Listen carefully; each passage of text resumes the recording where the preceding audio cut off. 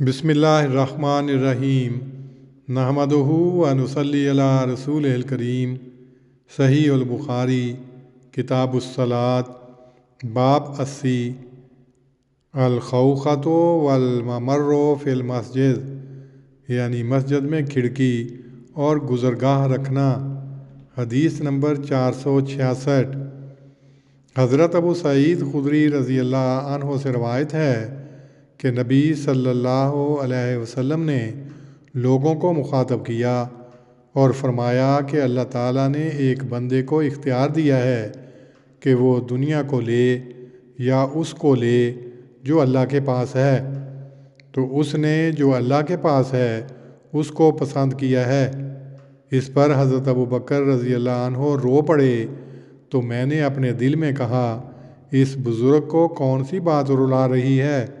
اگر اللہ تعالیٰ نے بندے کو دنیا یا جو اس کے پاس ہے پسند کرنے کے متعلق اختیار دیا ہے، اور پھر اس نے جو اللہ عز و جل کے پاس ہے اسے پسند کر لیا ہے، تو رسول اللہ صلی اللہ علیہ وسلم ہی وہ بندے تھے، اور حضرت ابو بکر رضی اللہ عنہ ہم سے زیادہ علم رکھتے تھے۔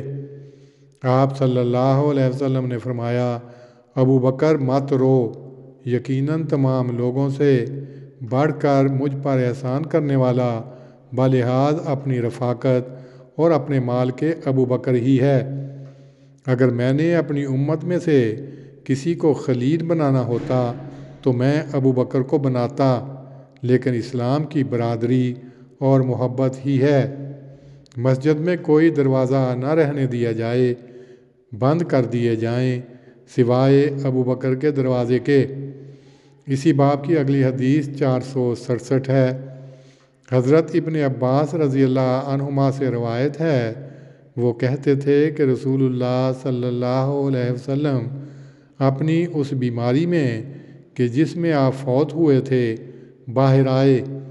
آپ نے اپنے سر کو اپنے کپڑے سے باندھا ہوا تھا۔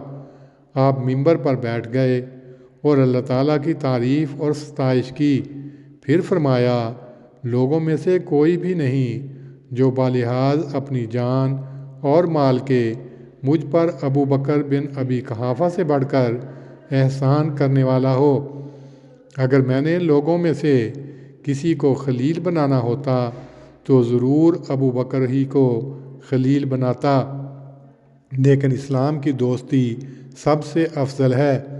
اس مسجد میں تمام کھڑکیوں کو میری طرف سے بند کر دو سوائے ابو بکر کی کھڑکی کے۔